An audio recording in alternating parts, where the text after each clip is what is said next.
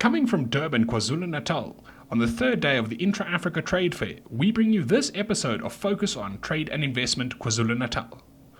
First up is the South African Minister of Trade and Industry on what impact the fair is likely to have on the country's economy. So there are two ways in which we hope the Intra-Africa Trade Fair can help the local economy. The first one is in securing direct orders, in getting buyers from elsewhere in the continent to see the industrial capability here. And the second one is to build the relationships that will be needed when we launch the African Continental Free Trade Area. Once the AFCFTA, as we call it, is launched in the sense that the rules of origin is agreed, then businesses will need to have partners. From what I'm hearing from exhibitors and from people who are visiting from elsewhere in the continent, that kind of relationships are now being built, and that is fundamental to opening up the opportunity of a continent of 1.2 billion people. South Africa has 60 million people. Quite a bit of our current manufacturing exports go to the rest of the African continent, but we see an opportunity to grow that even more. And what we're looking for is not to damage businesses in Nigeria or Kenya or anywhere else on the continent. We're looking for complementary trade. We're looking for ways in which South Africa can produce that which is currently bought from outside the continent. Kenya can produce what is from outside the continent. Egypt can do the same. And through that, each country can increase the size of their order runs. We can get economies of scale. We can become more competitive. We can attract new investors from abroad, from all over the world, who will see the advantage of setting up businesses here on the African continent. So those are the two ways in which we hope that this event can boost the South African economy. Of course, KwaZulu-Natal went through a difficult period in July, and this is a window of the world on KZN to show that the province is ready for business. It is manufacturing, it is trading, and it is receiving visitors. That it's also a way in which the world can see that South Africa, while still dealing with COVID-19, and we still need to be cautious on COVID-19 and wear our masks when we are outside of 1 meter from each other, 1.5 meters from each other. But at the same time, what increasing rates of vaccination can do is decrease the risk. And that means that a higher level of normality can take place, that more people can interact, we can have more people in public spaces. And that's also an important message, because the tourist season is about to start. And KZN and South Africa as a whole needs to show this is a safe place to visit. And then finally, what are the key focus areas that we're looking at for us investment destination? Critically, manufacturing. We're looking at businesses that can scale up in manufacturing. We've had the big automakers have put enormous additional sums of money in. The Ford Motor Company has announced a 1 billion rand investment in February this year off the back of the kind of work that we're showcasing here today. And I accompanied the president and a team of business leaders when we launched a big new production line of Toyota Motor Corporation here in Durban. We've seen expansion of production in Gqeberha, for example. South Africa now produces well over 100 million doses of the J&J vaccine, most of which are now targeted to be sold here on the African continent. And we've just opened a new production line for an anesthetic. Up to now, anesthetics have all been imported from elsewhere in the world. Africa did not have an anesthetic production capability. And the well-known anesthetic Diprivan is now produced here in South Africa in volumes. That means we'll start selling to the rest of the African continent and eventually to the rest of the world. And that's really the goal. It's to build that strong industrial capability in manufacturing. But also we are a significant producer of agricultural products. South Africa is today the second biggest exporter of citrus fruit in the world. And so this is also an opportunity to showcase our agricultural strengths. There are parts of agriculture that can grow further, but they need markets. And this is a great opportunity. And then finally, there are services, cultural services and other services that are at the heart of a successful economy. And we can export those services. When we export our music and our movies and our global business services, what you know as call centers, that's a way of creating jobs in South Africa by providing to the need of consumers elsewhere in the world. Next up, Ravi Pillay, KZN MEC for Economic Development, Tourism and Environmental Affairs, shares his thoughts on what a fair like this means to the SMME sector. Well, that goes to the heart of it, isn't it?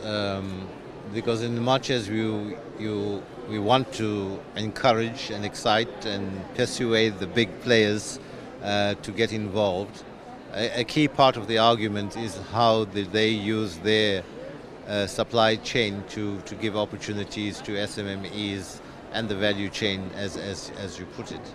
But I think also we've deliberately targeted SMMEs and young people, for that matter, to be engaged, to be part of this exercise.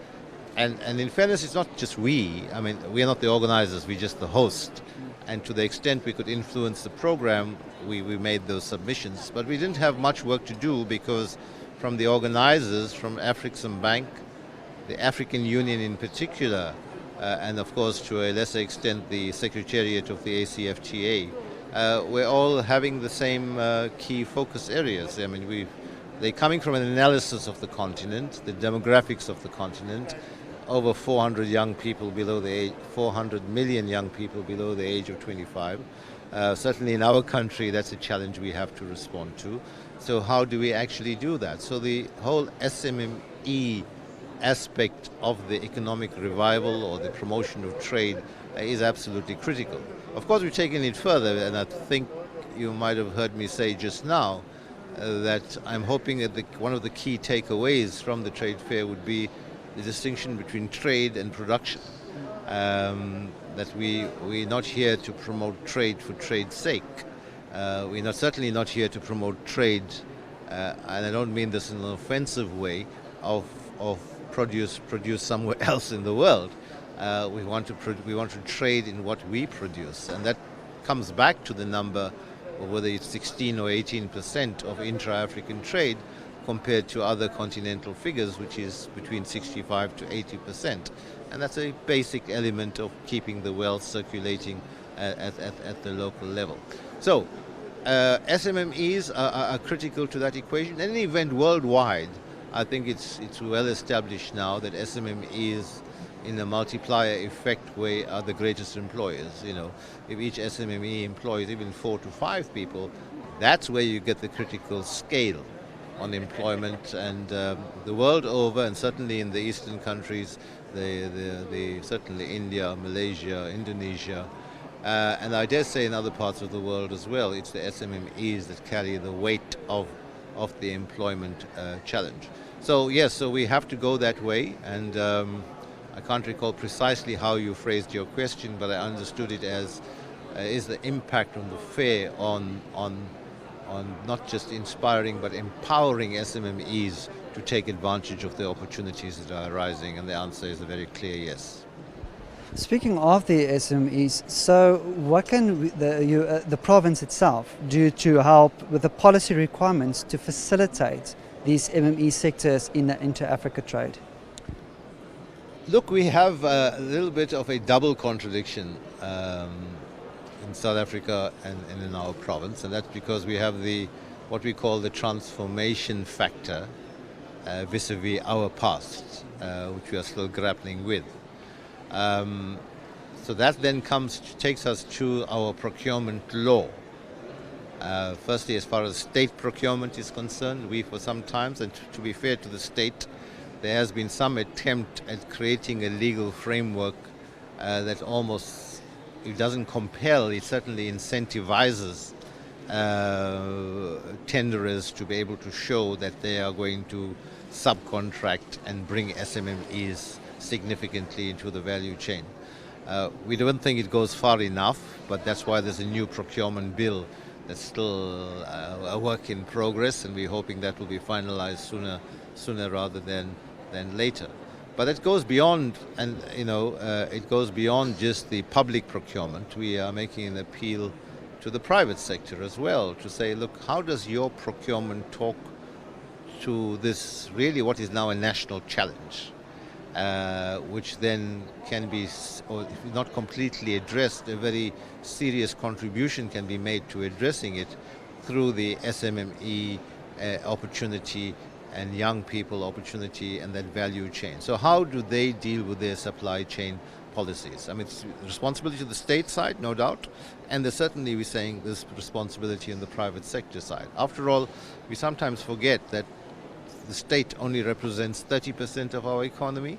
70% of our economy is in the hands of private sectors. So we've got to work together. On another occasion, we can talk about what we call the social compact that we need, which we're struggling to develop and fine-tune. But fundamentally, it's a partnership between government, business, civil society, and labor, because we all need to buy into this. It's in our national interest that we do so. It's in our mutual interest that we do so. And that's not to be negative, because I think a lot of the best practices may well be found in the private sector. We talk to Toyota and their SMME opportunities. We talk to SAPI or Mondi and their SMME opportunities. They have pretty well developed models, which we've got to examine more carefully. That brings me to what I think is the critical outstanding factor, and that is a much more sophisticated and clearer M&E capacity, a monitoring and evaluation capacity. We've got to monitor and evaluate all the systems that are in place and learn from the best practices. And also need to say, what is our baseline?